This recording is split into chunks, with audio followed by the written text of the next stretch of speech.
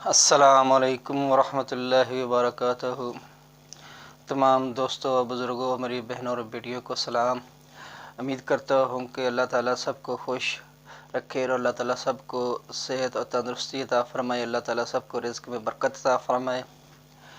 दीन की बात को सुनना सुनाना आजकल फितने फ़साद के दौर में ये बहुत मुश्किल काम है।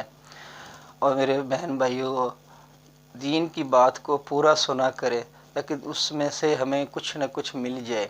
हम दुनिया के चक्करों में पड़े रहते हैं, तो दीन की बात को भी लाजमी सुनना चाहिए। ये भी हमारे लिए बहुत ज़रूरी है, क्योंकि हमें दुनिया में भी अल्लाह ताला हमें कामयाबी दे और आखिरत में भी कामयाबी दे।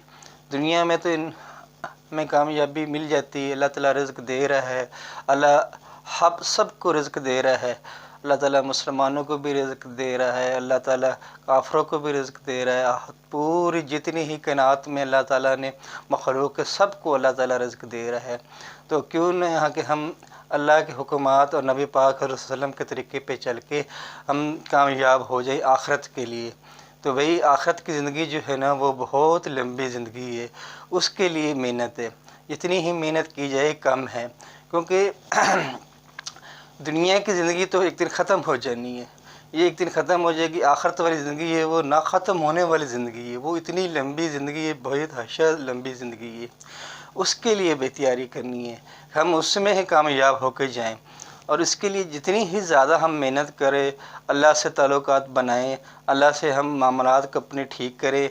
और दूसरी बात ये है कि हम अपने लोगों के साथ, अपने बहन भाइयों के साथ, अपने दोस्तों के साथ, अपने रिश्तेदारों के साथ, सब के साथ हमारा ताल्लुकात अच्छा हो। तो आप हज़रत सल्लम के तरीक़ेकार में हमारी ज़िंदगी गुज़रे।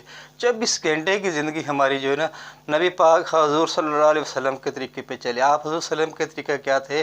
उन लोगों को कहा कि अपने अखलाक अच्छे रखो और एक दूसरे की मदद करो, अपने हमसायों के हकूक़ात को पूरा करो।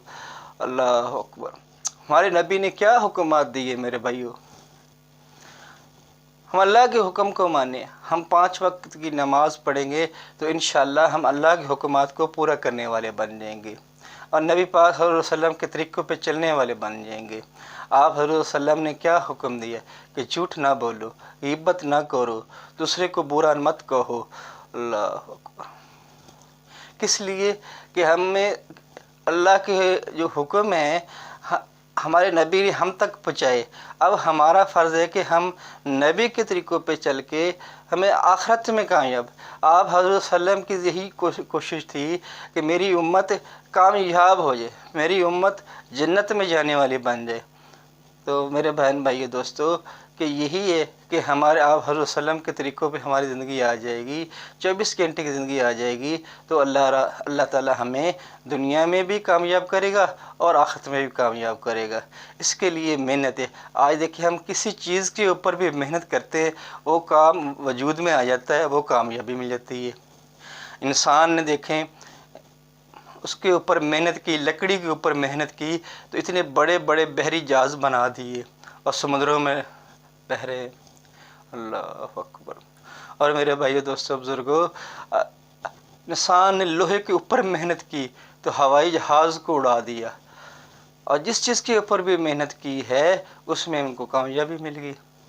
आज हम मेहनत करें किस चीज़ के ऊपर? दीन के ऊपर। दीन इस्लाम बेहतरीन दीन है हमारा, बेहतरीन दीन है हमारा। और हमारे आखिरी नबी हज़रत मोहम्मद सल्लल्लाहु अलैहि वसल्लम की उम्मती होने के नाते हमारे ऊपर फ़र्ज़ है कि हम नबी पाक हज़रत सल्लम के हर हुक्म पर हम उस लब्बैक कहें। जो आप हज़रत सल्लम ने हमें हुक्म दिया है उसको हम पूरा करें। हम 5 वक्त नमाज़ पढ़ें, हम कुरान मजीद की कसरत से पढ़ें। अल्लाह अकबर। हम अल्लाह का ज़िक्र करें कसरत से। अल्लाह अकबर। मेरे भाइयों, सुबह शाम जो अल्लाह का ज़िक्र करता है, अल्लाह ताला ने उनके लिए जन्नत के दरवाज़े खोल के रखे। 8 दरवाज़े। अल्लाह रब्बुल इज़्ज़त फरमाते हैं कि 8 दरवाज़ों में जिसमें से मर्ज़ी है तुम जन्नत में चले जाओ। जो सुबह शाम तस्बीहात करते हैं और अल्लाह का ज़िक्र करते हैं, अल्लाह ताला ने उनके लिए 8 जन्नत के दरवाज़े बनाए। और अल्लाह ताला क्या फरमा रहे कि जिनमें से मर्ज़ी है गुज़र जाओ तुम लोग।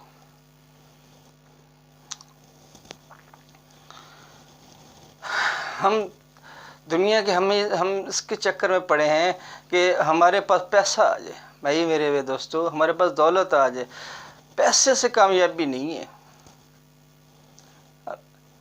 رزق تو اللہ تعالیٰ دے ہی رہا ہے، کسی حالت میں آج تک یہ کبھی نہیں ہوا کہ کوئی بھوکا سوا ہو، سب کو اللہ تعالیٰ کھانا دے رہا ہے، چاہے غریب ہے چاہے امیر ہے، وہ ایک وقت روٹی کھا رہا ہے، اور سب نے ہی ایک ہی جگہ جانا ہے۔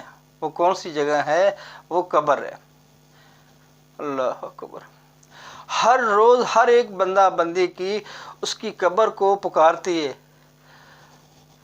وہ کہتی ہے کہ تم میرے پاس آؤ، تو اگر تم نے دنیا میں جیسا سلوک اچھا رکھا، جیسا اپنا ساتھ تعلقات اچھا سلوک رکھا، تم اللہ کے حکمات نبی پاک علیہ وسلم کے طریقوں پر چلے، وہ قبر کہتی ہے تم میرے پاس آؤ گے تو میں تمہارے ساتھ ویسا سلوک کروں گی۔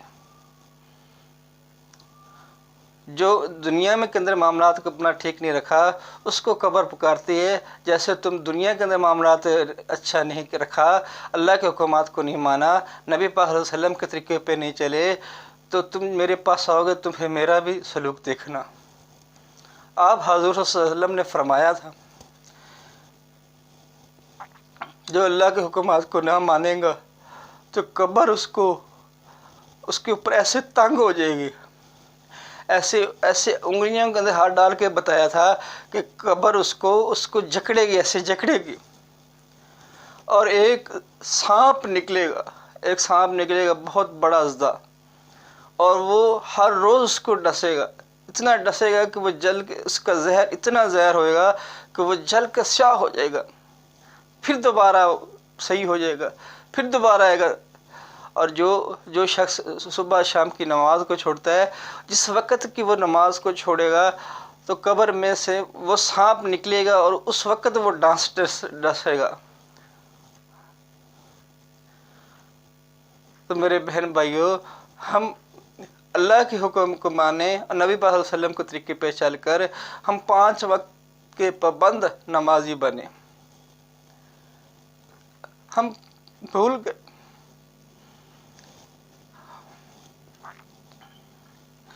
آپ حضور صلی اللہ علیہ وسلم نے اپنی امت کی فکر کی کہ میری امت ناکام نہ ہو، کامیاب ہو۔ اللہ کے آگے رو رو کے دعائیں مانگی کہ میری امت کو یا اللہ معاف کر دینا، میری امت کے گناہوں کو معاف کر دینا۔ آپ حضور صلی اللہ علیہ وسلم نے کتنی ہی محنت کی اور کتنی ہی مشقتیں اٹھائی اپنی امت کے لیے۔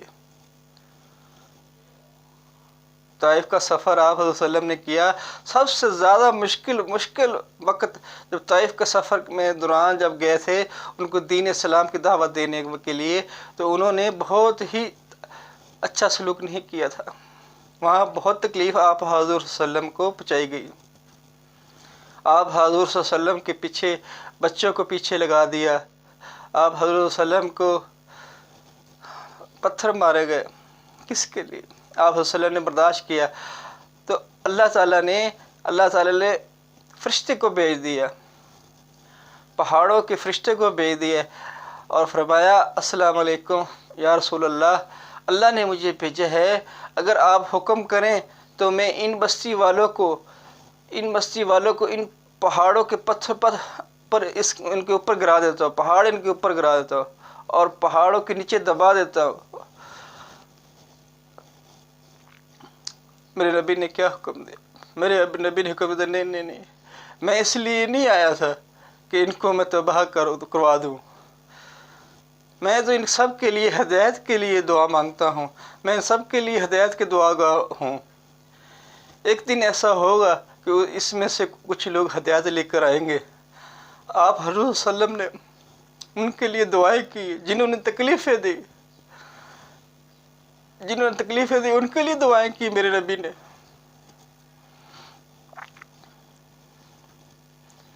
اللہ اکبر۔ میرے بھائیوں، ہمارے نبی کا کیسا معاملہ تھا؟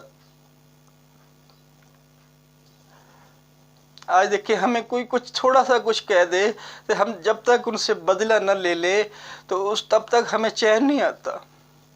کوئی ہمیں برا بھلا کہہ دے تو ہم جب تک اس کو برا بھلا کہہ نہ لیں تو ہمیں چین نہیں ملتا۔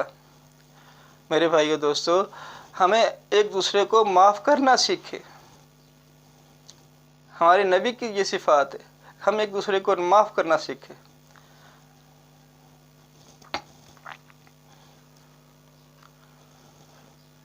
میں سب بہن بھائیوں سے کہتا ہوں کہ آج دیکھیں کتنے ہی حالات معاملات خراب ہے دنیا کے اندر ہوئے. زلزلے آ رہے ہیں اور بارشیں آ رہے ہیں، پانی آ رہے ہیں، بہت سے اتنی زیادہ مہنگائی ہو چکی ہے، ہر انسان پریشان ہے. کس لیے؟ کہ ہم نے اپنے رب کو بلا دیا. ہم اپنے رب کی طرف توجہ کریں، ہم کثرت سے استغفار کریں. کثرت سے استغفار کریں گے تو اللہ کو ہم منا لیں گے. اللہ مان جائے گا تو اللہ تعالی ہمیں دنیا اور آخرت دونوں میں کامیاب کرے گا.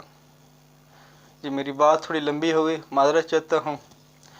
امید کرتا ہوں کہ میری بات کو خود بھی پورا سنی ہوگی اپنی، تو الحمدللہ جی دوسروں تک بھی پہنچائے اور خود بھی عمل کرے اور دوسروں کو بھی کہیں. السلام علیکم ورحمۃ اللہ وبرکاتہ. اللہ حافظ. اللہ تعالیٰ سب کو جزائے خیر عطا فرمائے. آمین ثم آمین.